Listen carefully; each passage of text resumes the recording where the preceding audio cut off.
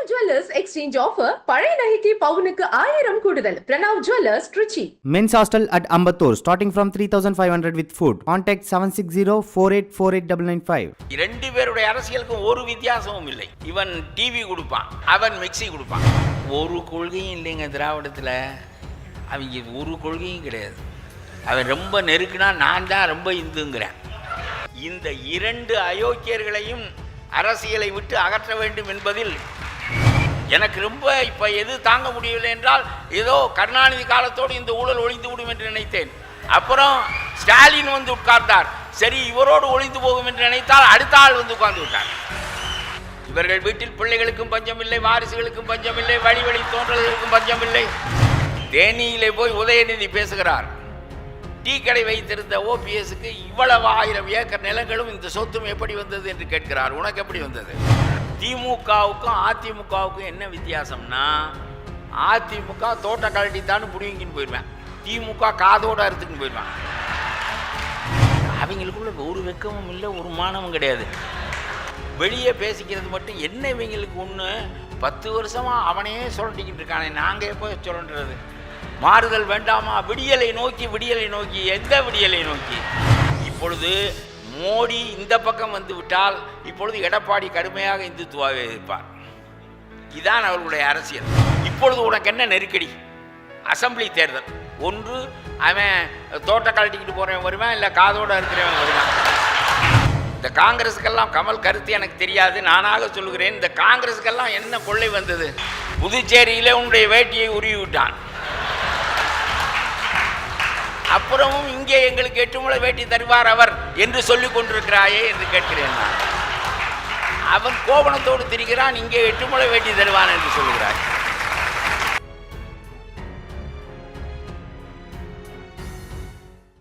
மக்கள் நீதி மையத்தினுடைய தலைவர் நம்மவர் பெருமதிப்புக்குரிய கமலஹாசன் அவர்களே,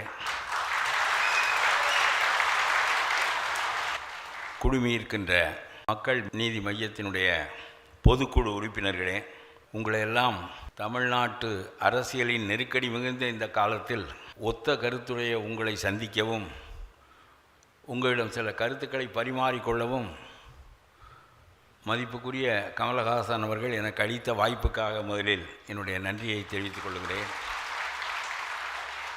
ஒத்த கருத்துடையவர்களின் சேர்க்கை என்பது இன்றைய காலத்தின் தேவை. நான் கமல் அவர்களை திரைப்படத்துறையிலேயே அறிவேன் என்றாலும் கூட, அண்மை காலமாகத்தான் அவரை மிக நெருக்கமாக அவரை உற்று நோக்குகின்ற நிலை எனக்கு ஏற்பட்டது.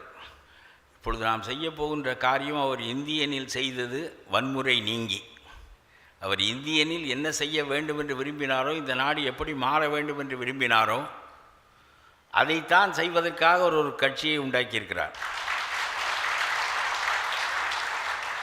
பொறுத்து கொள்ள முடியாமல் நாட்டினுடைய சுதந்திரத்திற்கு பாடுபட்டவர்கள் என்ன நோக்கத்திற்கு பாடுபட்டார்களோ அந்த நோக்கத்தை விட்டு விலகிய நிலை இன்றைய அரசியலில் ஏற்பட்டிருக்கிறதே என்று சினந்து, தன்னுடைய மகனாக ஆனாலும் அவனையும் கொன்று இந்த நாட்டில் நீதியை நிலைநாட்டுவேன் என்று சொன்ன இந்தியன்,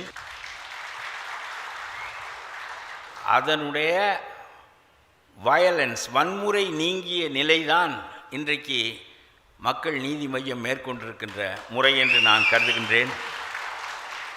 ஊர் கூடி தேரெடுப்பது என்று சொல்வார்கள். இது சாதாரணமான வேலை இல்லை. ஒரு கட்சியை கட்டி அந்த கட்சியை ஆட்சிக்கு கொண்டு வருவது என்பது சாதாரணமான வேலை இல்லை. அது தேரை இழுப்பது போன்றது. அதனுடைய வடத்தை தூக்குவதற்கே வலிமை போதாது. ஆகவே எல்லோரும் சேர்ந்து செய்ய வேண்டிய ஒரு காரியம். தமிழ்நாட்டு அரசியலில் 50 ஆண்டுகளாக பாழ்பட்டு போன நிலையிலிருந்து அதை மீட்டெடுப்பதற்கு ஒரு முயற்சி இப்பொழுது மேற்கொள்ளப்பட்டிருக்கின்றது.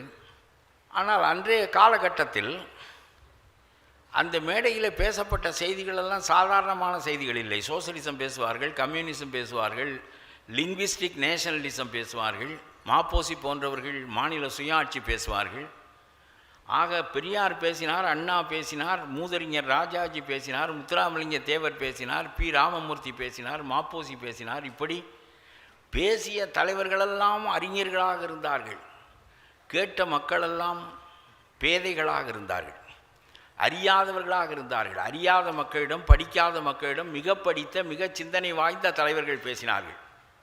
அவர்கள் பேசுவதை இவர்களால் வாங்கி கொள்ள முடியுமா என்று நினைக்க முடியாத அளவிற்கு அன்றைக்கு கேட்பவர்களுக்கும் பேசுபவர்களுக்கும் இடையே இடைவெளி இருந்தது. ஆனாலும் படிக்காத அந்த மக்களுக்கு உலகத்தின் உயர்தரமான அரசியலை அந்த தலைவர்கள் மேடையிலிருந்து கற்பித்தார்கள். நான் எண்ணி பார்க்கிறேன், மக்களெல்லாம் முட்டாள்களாக இருந்த காலத்தில் தலைவர்களெல்லாம் அறிஞர்களாக இருந்தார்களே, இப்பொழுது தலைவர்களெல்லாம் முட்டாள்களாக இருக்கின்ற காலத்தில் மக்களெல்லாம் அறிஞர்களாக இருக்கிறார்களே என்று எண்ணி பார்க்கின்றேன். It is an irony. இது ஒரு முரண். எப்படி இது நடக்க முடிகிறது?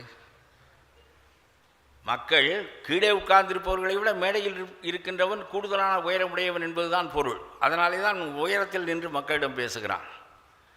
அப்படியானால் படித்த மக்கள், அதுவும் தேர்ச்சியான படிப்பு படித்தவர்கள், நுண்மான் நுழைபுலம் வாய்ந்தவர்களாக இன்றைய மக்கள் ஆகிவிட்டார்கள். ஆண்கள் பெண்கள் எல்லோரும் சமமாக படித்து ஏறத்தாழ படிக்காதவன் கை நாட்டு என்று யாருமே இல்லை என்கின்ற ஒரு காலகட்டத்தில் தலைவர்கள் ரொம்ப விவரம் இல்லாதவர்களாக, ரொம்ப மட்டமானவர்களாக எப்படி இருக்க முடிகிறது என்று நான் நினைத்து பார்க்கின்றேன். மக்களெல்லாம் முட்டாள்களாக இருந்தபோது அண்ணாவும் ராஜாஜியும் பெரியாரும் மற்றவர்களும் தலைவர்களாக இருந்தார்களே, இப்பொழுது மக்களெல்லாம் அறிவாளிகளாக இருக்கிற போது எப்படி எடப்பாடியாலும் ஸ்டாலினாலும் தலைவராக இருக்க முடிகிறது என்று எண்ணி பார்க்கின்றேன்.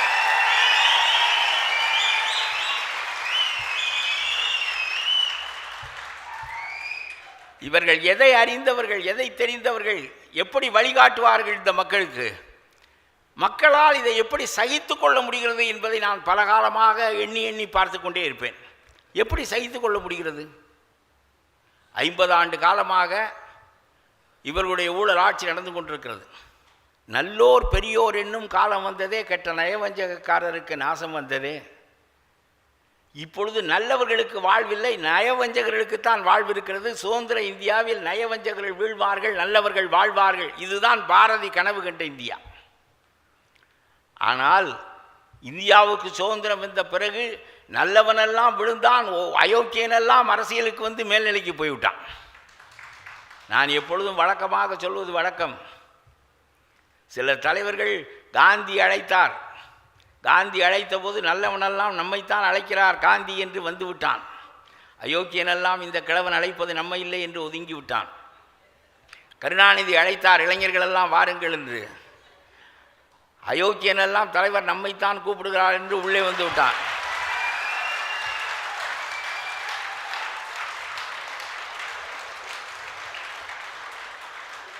நல்லவனெல்லாம் இது நமக்கான அழைப்பில்லை என்று ஒதுங்கி விட்டான்.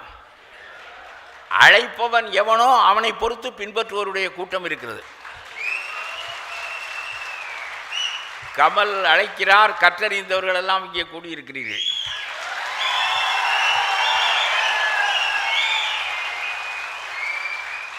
இவர் ஒருவராக தேரை இழுத்து விடுவாரா என்கின்ற ஐயமெல்லாம் உங்களுக்கு எழவில்லை. அவர் இழுப்பதற்கு நின்று விட்டார், நாமும் போய் நிற்போம். தேர் உருள்வது உருளாததை பின்பு பார்ப்போம் என்கின்ற அந்த எண்ணம் ஒவ்வொருவராக சேர வேண்டும். 2 பேருடைய அரசியலுக்கும் ஒரு வித்தியாசமும் இல்லை.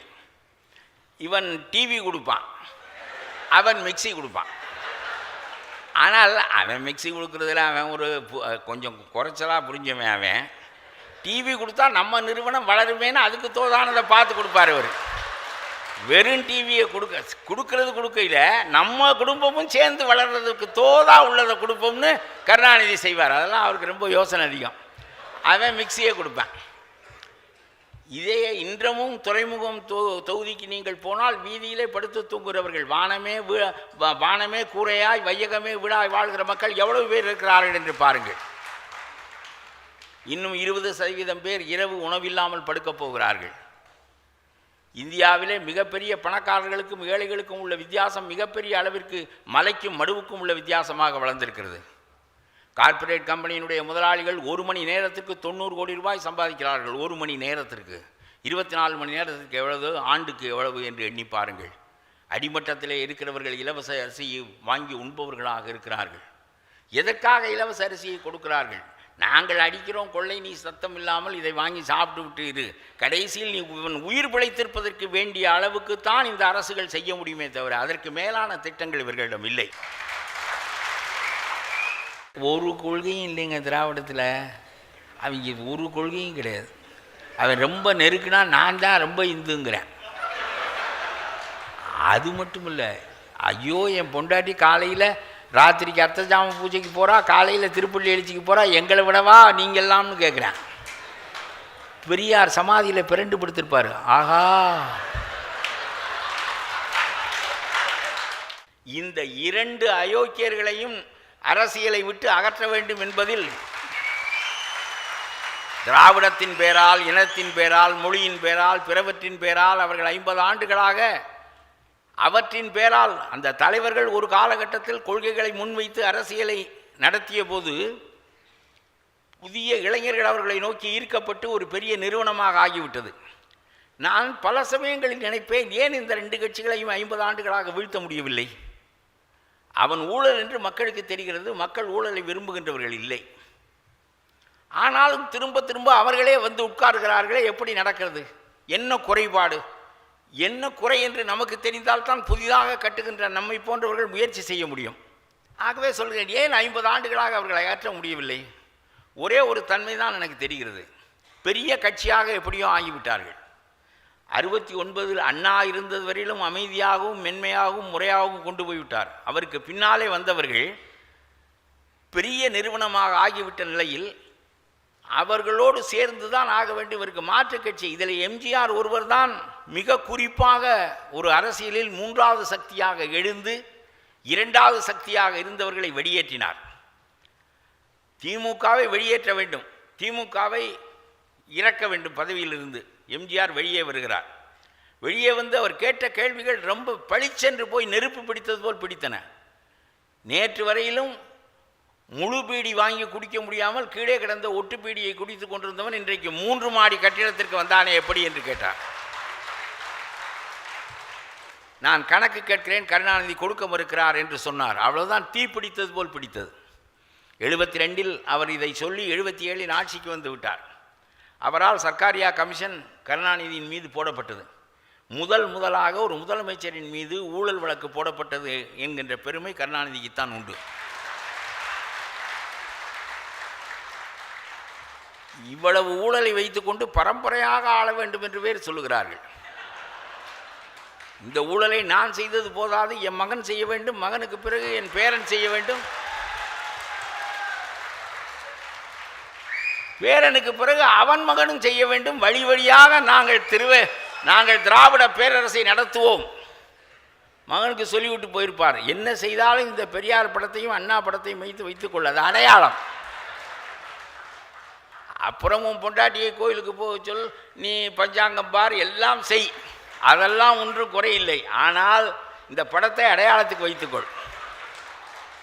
இதுக்கு திராவிட பேரரசு என்று பெயரை நிலைநாட்டு, நம்முடைய வம்சாவளி, திருவையாறு வம்சாவளி தொடர்ந்து ஆளட்டும் என்று சொல்லி வைத்து விட்டு போயிருக்கிறார்.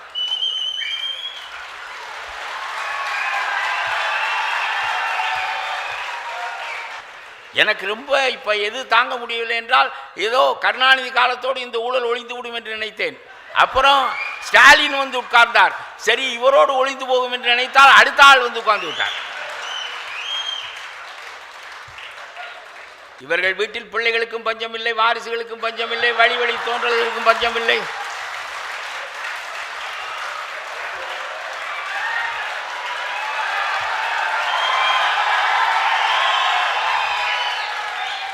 தேனியிலே போய் உதயநிதி பேசுகிறார். டீ கடை வைத்திருந்த ஓபிஎஸ்க்கு இவ்வளவு 1000 ஏக்கர் நிலங்களும் இந்த சொத்தும் எப்படி வந்தது என்று கேட்கிறார். உனக்கு எப்படி வந்தது? உனக்கு எப்படி வந்தது? திருவாரூரிலே எத்தனை 1000 ஏக்கர் நிலத்தை விற்றுவிட்டு முதல் கொண்டு வந்தாய்? முதல் முறையாக அரசியலை வைத்து பணமாக்குவது, பிறகு பணத்தை வீசி எறிந்து அரசியலில் ஊன்றிக்கொள்வது என்கின்ற அந்த முறையை உண்டாக்கியவர்களே நீங்கள் தானே. உனக்கு முன்னால் தமிழ்நாட்டு அரசியலில் யார் பேரால் ஊழல் குற்றச்சாட்டு இருந்தது? திமுகவுக்கும் அதிமுகவுக்கும் என்ன வித்தியாசம்னா, அதிமுக தோட்ட கழட்டித்தான்னு பிடிங்கின்னு போயிடுவேன், திமுக காதோட அறுத்துக்குன்னு போயிடுவேன்.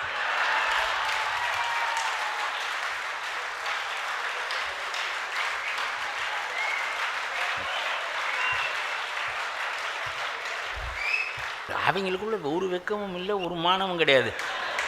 வெளியே பேசிக்கிறது மட்டும் என்ன. இவங்களுக்கு ஒன்று 10 வருஷமாக அவனையே சுரண்டிக்கிட்டு இருக்கானே, நாங்கள் எப்போ சுரண்டுறது? மாறுதல் வேண்டாமா? விடியலை நோக்கி, விடியலை நோக்கி. எந்த விடியலை நோக்கி? தெளிவா சொல்லு. கோபாலபுரத்தின் விடியலை நோக்கி. அது எனக்கு புரியும். இந்த மணலை சுரண்டாத கட்சி திமுகவோ அதிமுகவோ உண்டா? ஆற்று மணலை, இந்த ஆற்று மணலை 50 ஆண்டு காலமாக சுரண்டி சுரண்டி இப்பொழுது அது கட்டாந்தரையாக ஆகி மாட்டு வண்டி போகின்ற நிலைமை வந்து விட்டது. அவ்வளவு மணலையும் சுரண்டி முடித்து விட்டார்கள். இந்த மணலுக்கு உண்மையான விலை 6000 ரூபாய் அரசாங்கத்துக்கு கிடைக்கிறது. அரசாங்கம் பெறுவது வெறும் 6000 ரூபாய். நமக்கு சேர்கிற போது நாம் கொடுக்கின்ற பணம் 40,000 ரூபாய். ஏறத்தாழ 4 மடங்கு 5 மடங்கு இடையில் இருப்பவர்களால் சுரண்டப்படுகிறது என்று சொன்னால், நான் சொல்லுகிறேன், உங்களை போன்ற அயோக்கியர்கள் ஆட்சியை விட்டு அகன்று விட்டால் வரியே இல்லாமல் ஆட்சி நடத்தலாமே. கமல் எதிர்க்கிறார் 2 கட்சிகளையும் என்று சொன்னால், இந்த கட்சிக்கு பி டீம், அந்த கட்சிக்கு பி டீம் என்று சொல்ல, இது ஒரு புது வார்த்தை இப்பொழுது கண்டுபிடித்து வைத்திருக்கிறார்கள். யோக்கியமாக இருக்க வேண்டும் என்று சொன்னால் இவன் பி டீம். ஏனென்று கேட்டால் எல்லாரும் யோக்கியமா இல்லாதது, நீ மட்டும் என்னடா யோக்கியதை பற்றி பேசுற? வாடா, ஓட்டை பிரிக்கிறோமா? நல்லதை நோக்கி ஓட்டை பிரிக்காமல் அந்த ஓட்டுகளின் எண்ணிக்கையை வளர்க்காமல் என்றைக்கு அந்த நல்லது வளரும்? இப்பொழுது பிஜேபி 10 இடத்திலோ 15 இடத்திலோ நிற்பான். இவன் 15 இடத்திலும் வெல்லப் போவதில்லை. வென்றாலும் அதனால் ஒரு பாதிப்பும் ஏற்பட போவதில்லை. என்ன பெரிய பிஜேபி பூச்சாண்டியை காட்டிக்கொண்டே இருக்கிறாய்? பெரிய பிஜேபி தழுவக்கூடாத ஆள் என்றால் அந்த கட்சிக்காரனுக்கும் இல்லை, இந்த கட்சிக்காரனுக்கும் இல்லை. 2 பேரும் மாறி மாறி தழுவுகிறவர்கள். இந்த பக்கம் இப்பொழுது மோடி இந்த பக்கம் வந்து விட்டால் இப்பொழுது எடப்பாடி கடுமையாக இந்துத்துவாவை எதிர்ப்பார். இதுதான் அவர்களுடைய அரசியல். நான் ஏற்கனவே நடந்ததை சொல்லுகிறேன். வாஜ்பாயோடு நம்முடைய ஜெயலலிதா இருந்தது வரையிலும் கருணாநிதி இந்து வெறியர்கள், இந்துத்துவா என்று பேசி கொண்டிருந்தார். பிறகு ஜெயலலிதா வெளியே வந்த பிறகு இவர் போய் வாஜ்பாயுடன் சேர்ந்து விட்டார். அதற்கு பிறகு அந்த அம்மா இந்துத்துவா வெறியர்கள் என்று பேசினார். அடே என்னடா உங்களோட அரசியலில் 50 வருஷமாக மாட்டிக்கின்னு கிருகிருத்து போச்சு. இப்பொழுது உனக்கு என்ன நெருக்கடி? அசம்பிளி தேர்தல். ஒன்று அவன் தோட்ட கழட்டிக்கிட்டு போகிறவன் வருவான், இல்லை காதோடு இருக்கிறவன் வருவான். இவன் 2 பேரில் ஒருத்தன் தான் வருவான். இவன் 2 பேர் வர்றது நமக்கு நயம் இல்லை. அப்படிங்கிற போது இப்போ வேறு நெருக்கடி எதுவும் இல்லையே. நல்ல அணிகளோடு, ஒரு புதிய அணியை நல்ல கட்சிகளோடு சேர்ந்து உண்டாக்குவோம் என்கின்ற எண்ணம் இப்பொழுது வர வேண்டாமா என்று கேட்கிறேன். நீங்கள் ஒரு 6 பேர் 7 பேர் போக போகிறீர்கள். இந்த 6 பேர் 7 பேர் இப்பொழுது சட்டமன்றத்திற்கு நீங்கள் போகாவிட்டால் என்ன? இந்த முயற்சியை ஒரு 10 ஆண்டுகள் முயன்று கடைசியில் இவர்களை முற்றிலுமாக அகற்றிவிட்டால் என்ன? அப்படி அகற்றவே முடியாதென்றால் இன்னும் 50 ஆண்டுகளுக்கு உங்களால் அகற்ற முடியுமா என்று கேட்கிறேன். இதுதான் அரசியலின் போக்கு என்றால், மாறி மாறி நீங்கள் அவர்களோடு தான் கூட்டு சேர்வீர்கள் என்றால், ஒன்று இவனோடு இல்லை அவனோடு என்று மாற்றி மாற்றி சேர்வீர்கள். 6 இடம் 4 இடம் 2 இடம் என்று கடைசியில் இதயத்தில் இடம்பெறுகின்ற வரையிலும் நீங்கள் தொடர்ந்து கொண்டே இருப்பீர்களே. ஆனால் இன்னும் 50 ஆண்டுகளுக்கு இந்த ஊழலை தமிழ்நாட்டை விட்டு ஒழிக்க முடியுமா என்று கேட்கிறேன். இந்த காங்கிரஸுக்கெல்லாம் கமல் கருத்து எனக்கு தெரியாது, நானாக சொல்லுகிறேன். இந்த காங்கிரஸுக்கெல்லாம் என்ன கொள்ளை வந்தது?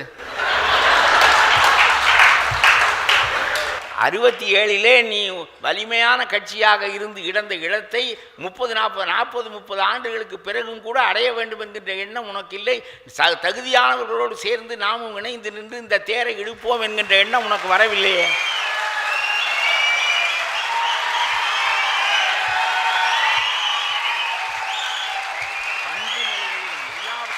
புதுச்சேரியிலே உன்னுடைய வேட்டியை உருவி விட்டான்.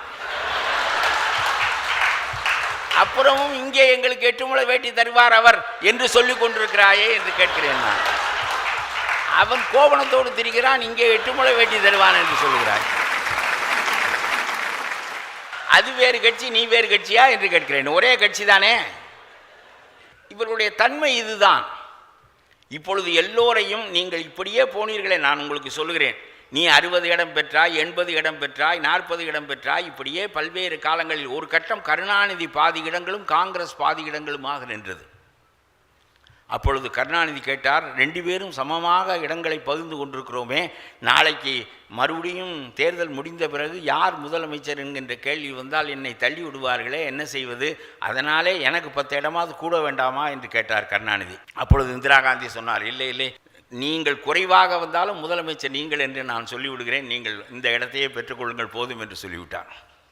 அப்படிப்பட்ட நிலைமையிலிருந்து இப்படி வந்து இப்பொழுது 10 இடம் தருகிறேன் என்கிறானாம், 12 இடம் தருகிறேன் என்கிறானாம். கடைசியிலே நான் சொல்லுகிறேன், இப்பொழுது நீ 12 இடத்தை வாங்கி கொண்டு நெல்லு, அடுத்த தேர்தலில் 5 இடம், அதற்கு பிறகு அவர்கள் இதயத்தில் தான் இடம் தருவார்கள்.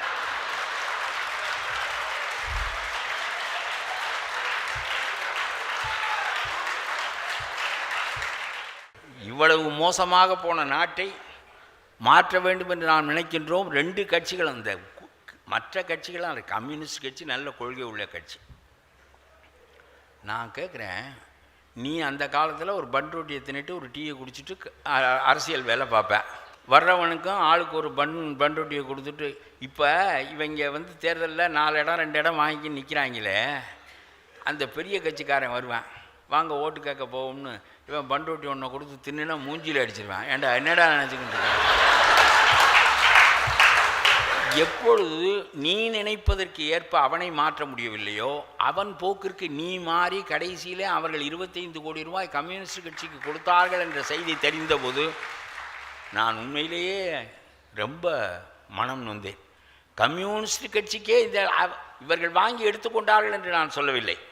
ஆனால் உன் போக்குக்கு அவன் கையில் ஒரு பன் ரொட்டியை கொடுத்துட்டு வாங்க ஓட்டு கேட்க போகும்னு சொல்லாமல், அவன் கொடுக்குற பணத்தை வாங்கி கொண்டு நாமும் 25 கோடி செலவு செய்து அந்த தேர்தலில் 2-4 பேர் நீங்கள் பாராளுமன்றத்திற்கு போனால் என்ன, போகாவிட்டால் என்ன.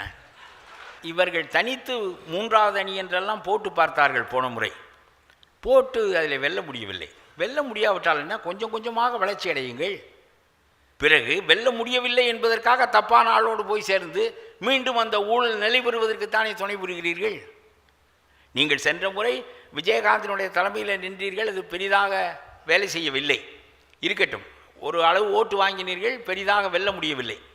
ஆனால் நான் கேட்கிறேன், வெல்ல முடியவில்லை என்று நீங்கள் இப்போ அவர்களோடு போய் நுழைந்து கொண்டு அவர்களிடம் 4 இடம் 5 இடங்களை 2 இடத்தை பெற்றுக்கொண்டு நீங்கள் தேர்தலில் நிற்கிறீர்கள். இப்பொழுது எதை நீங்கள் ஒப்புக்கொண்டு விட்டீர்கள்? போன முறை நாங்கள் 3வது அணியாக நின்று பார்த்தோம், வெல்ல முடியவில்லை, ஆகவே ஊழல் வெல்லப்பட முடியாதது என்று இப்பொழுது உங்களோடே சேர்ந்து விட்டோம் என்று சொல்லி இந்த கூட்டணியில் இவர்களெல்லாம் பங்கு பெறுவார்களே. ஆனால் அதனுடைய பொருள் இதுதானே, வெல்ல முடிந்தாலும் வெல்ல முடியாவிட்டாலும் அந்த ஊழல், அந்த நச்சு வேர் அறுத்தறியப்படுகின்ற வரையிலும் நம்முடைய முயற்சி தொடர வேண்டாமா என்று கேட்கிறேன். நான் சின்ன சின்ன கட்சிகளை கேட்கின்றேன், இவர்களுடைய சின்னங்களை வேறு பறிக்கிறார்கள். அவர்கள் டார்ச் லைட்டை பறித்த போது மீட்டு கொண்டு வந்து விட்டார்.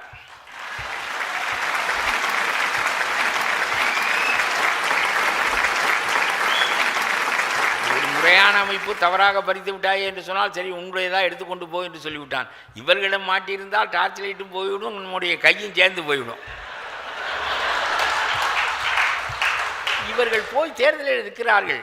அவன் 2 இடம் 1 இடம் தருகிறேன் என்று சொல்வது ஒரு பக்கம் இருக்கட்டும், 4 இடமாவது தரக்கூடாதா? இவன் கெஞ்சுகிறான், 4 இடமாவது. ஒன்று சரி, 4 இடம் தருகிறேன், என்னுடைய சின்னத்தில் நெல், 1 இடத்துல நெல், 2 இடத்துல நெல், சொந்த சின்னத்தில் நின்று சொந்த கொள்கையை பேசு. கடைசியில் ஒவ்வொரு கட்சிக்காரனையும் கொண்டு போய் எதிர்கட்சிக்காரனிடம் பெரிய கட்சிக்காரனிடம் சேர்த்து விட்டு வந்து விட்டால் உன்னுடைய கட்சி எப்பொழுது வளரப்போகிறது என்று கேட்கிறேன். எல்லா கட்சிகளும் பிற சின்னங்களில் நிற்பதற்கு ஒப்புக்கொள்கிறார்கள், கம்யூனிஸ்ட் கட்சியை தவிர. அது தேசிய கட்சி, அதனால் அவன் ஒப்புக்கொள்ளவில்லை, காங்கிரஸ் ஒப்புக்கொள்ளவில்லை, மற்றவனெல்லாம் பரவாயில்லை இருக்கட்டும், நீங்கள் ஒன்றும் உங்களை நம்பி அதெல்லாம் நீங்கள் ஒன்றும் தப்பு பண்ண மாட்டிய. இப்படி போகிறது நம்முடைய அரசியல். இந்த தலைவர்களுக்கு யோசனையே இருக்காது. அவனுடைய சின்னத்தில் நின்றால் அவன் கட்சியாக ஆகிவிடுவாய். அவனுடைய குரடா அசம்பிளியிலே எனக்கு நான் சொல்லுகிறபடி ஓட்டு போடு என்று சொல்லுகின்ற போது நீ போடாவிட்டால் உன்னுடைய பதவி போய்விடும். அதுதான் ஆன்டி டிஃபெக்ஷன் லா. நீ எந்த சின்னத்தில் நின்று வெற்றி பெற்றாயோ அந்த சின்னத்திற்குரிய கொறடா அசம்பிளியிலோ பார்லிமெண்ட்டிலோ உன்னை ஓட்டு போடும்படி சொன்னால் நீ ஓட்டு போட்டு ஆக வேண்டும். விடுதலை சிறுத்தைகள் கட்சியில் ஒருவர் எம்பியாக ஆனது உதயசூரியனில், வைகோ கட்சியில் ஒருவர் எம்பியாக ஆனது உதயசூரியனில். இவர்களெல்லாம் என்றைக்காவது வேறுபட்டு வெளியே வருவார்களே, ஆனால் அன்றைக்கு பாராளுமன்றத்தில் உள்ள திமுக கொறடா எங்களுக்கு சார்பாக ஓட்டு போடு என்று சொன்னால் போட வேண்டும், இல்லாவிட்டால் பதவியை இழக்க வேண்டும். பதவியை இழப்பதற்கு எதிர்க்கு போய் அவனும் இது ஒரு யோசனை வேண்டாமா? நம்முடைய சின்னத்தில் நின்று தோற்று தொலைத்து விட்டு போயிருக்கலாமே. அவனுடைய சின்னத்தில் நின்று கடைசியில் அவன் தாலி நம்ம கட்டினா அவன் கூட்டிகிட்டு போகிறேங்கிறேன். இது படுமோசமாக இருக்குங்கிறேனா. இவங்களை நம்பி வேற நல்லபடியா இருப்பாங்கன்னு இருக்க முடியாது. நம்ம கட்சியில அவன் செயல்படுகின்றவனாக இருக்கின்றவனை அவனுடைய கட்சி சின்னத்திலே நிற்க வைத்து ஆன்டி டிஃபெக்ஷன் லாவுக்கு அவனை உள்ளாக்கினால் என்றைக்கும் நம்ம 2 பேரும் கூட்டணியா இருக்கிறது வரையிலும் எங்க பக்கத்துல தான் உட்காந்துருப்பேன். ஆனா ஏதாவது சிக்கல் வந்துருச்சுன்னா நம்ம ஆளை இழந்துருவோமே. நம்ம இதுக்கு எதுக்கு இந்த சின்னத்தில் நம்முடைய சின்னத்தில் இருப்பதற்கு கூட உங்களுக்கு யோக்கியது இல்லை என்றால் இந்த கூட்டணிக்கு எதற்கு போகிறீர்கள்? நான் அழைக்கிறேன், கமலின் சார்பாக அழைக்கிறேன், மக்கள் நீதி மையத்தின் சார்பாக அழைக்கிறேன், நல்ல காரியத்தை செய்வதற்கு வாங்கள்.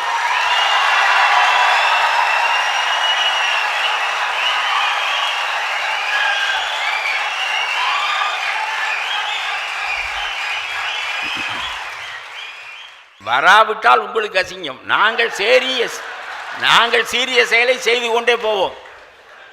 நல்லது வரட்டும் கெட்டது வரட்டும், சரியான பாதையிலே நடக்கின்றோமா என்பதுதான் முக்கியமானது. If there is nobody to answer your call, walk alone என்று விவேகானந்தர் சொல்வார். பாதை இதுதான். கூட துணைக்கு ஆள் வேண்டும் என்று தான் விரும்புகிறோம். ஆனால் அதற்காக பாதை மாறி செல்ல முடியாது. இந்த பாதையிலே சேர்ந்து வருவதற்கு நீங்கள் தயாராக இருந்தீர்கள் என்றால் வாருங்கள். முக்கியமான தலைவராகிய கமலுக்கு முன்னால் நடக்கிறேன் என்று சொன்னால் பரவாயில்லை, நான் பின்னால் நடக்கிறேன், வா, நல்ல காரியத்தில் சேர்ந்து நடப்போம் என்றுதான் அவர் சொல்வாரே தவிர இன்னும் எவ்வளவு காலத்திற்கு இந்த ஊழல் மூட்டைகளை கட்டிக்கொண்டு அழுவது? நக்கீரன் டிவிக்கு சப்ஸ்கிரைப் செய்யுங்கள். உங்கள் ஆதரவே எங்கள் பலம்.